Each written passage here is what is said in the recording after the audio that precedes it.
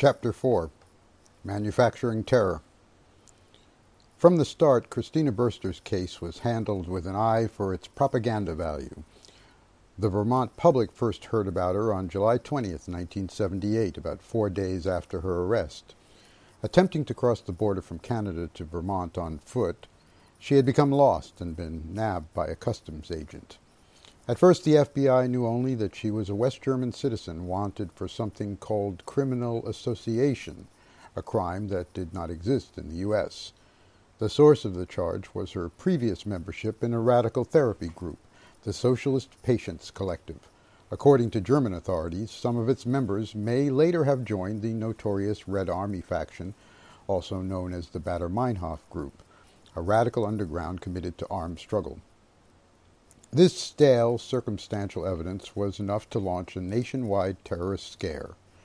For FBI Director William Webster, the arrest was a chance to buttress his claims that urban terrorism was on the rise, part of a push for more agents and expanded authority to investigate citizens who were reasonably believed to be involved in potential terrorist activities. So far, the requests had been denied.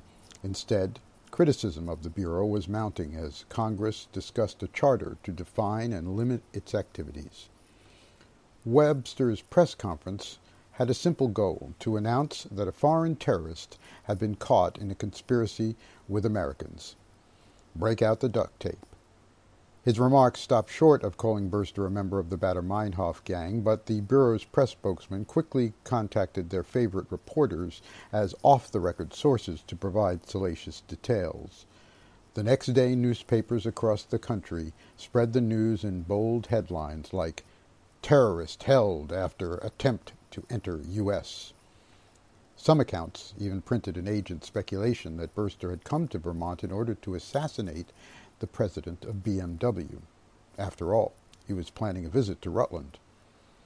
Initially, most journalists presented the official version without asking many questions. After all, the government's subsequent actions did appear to support it. Why else the intense security, the high bail, 24-hour guard for the judge, metal detectors, and armed officers on the courthouse roof? But the security was so intense that local reporters eventually began to focus on that. By October, it had become a media event, one of Vermont's biggest stories of the year.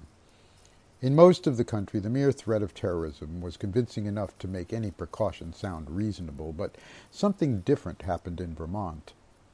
Once local reporters directly observed the defendant, a small, fair-haired woman with a mild demeanor and an open smile, the security began to look like overkill. As the trial proceeded before a federal judge in Burlington, the coverage shifted, and some journalists reconsidered their initial assumptions.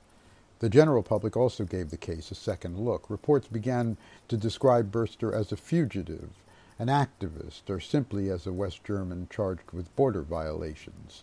Some headlines even referred to her on a first-name basis. The changing vocabulary mattered. Yesterday's terrorist was beginning to look like a human being, one who might even be innocent, at least of terrorism. Favorable coverage with headlines like, "Burster says she wanted to start a new life here," did not mesh well with the FBI scenario mapped out the previous July, but the intelligence community had other ways to justify its position. On the day Bill Kunstler, the famous Chicago 8 lawyer who took the case pro bono, tried to subpoena FBI Director Webster, a confidential memorandum was selectively released to UPI by the Burlington Police Department.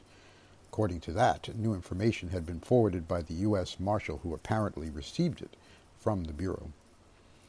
The memo warned that 2 Colombian terrorists were expected to attend the trial and potentially disrupt it.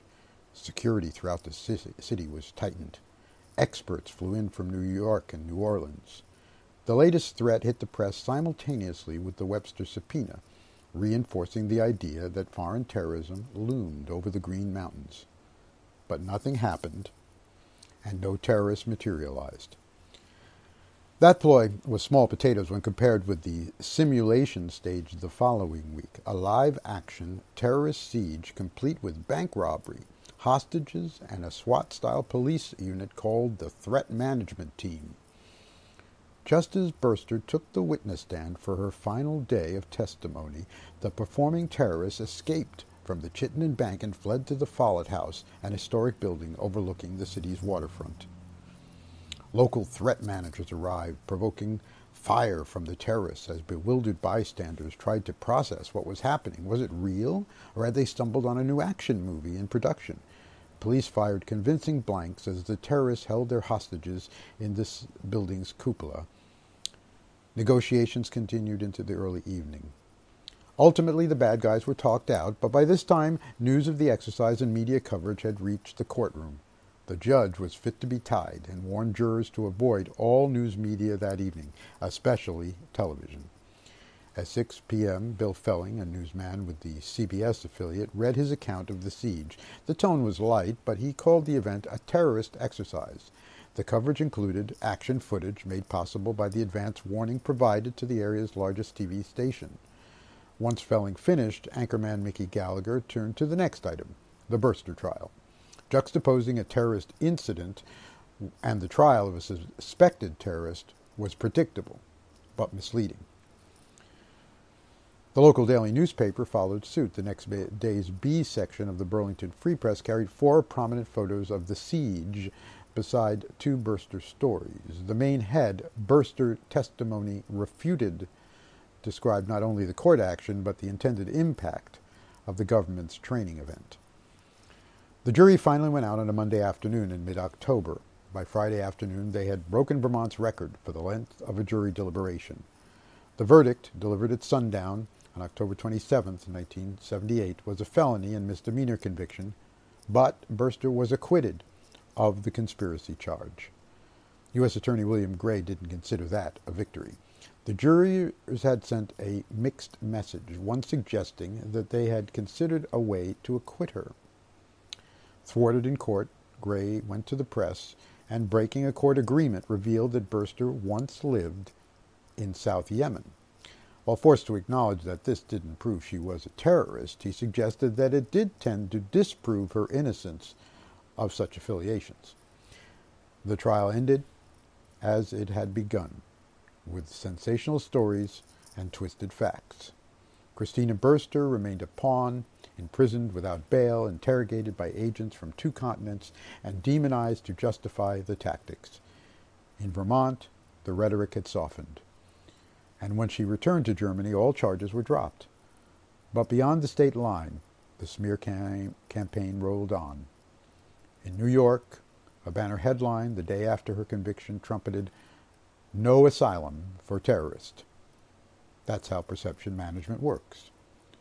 When in doubt, keep on lying.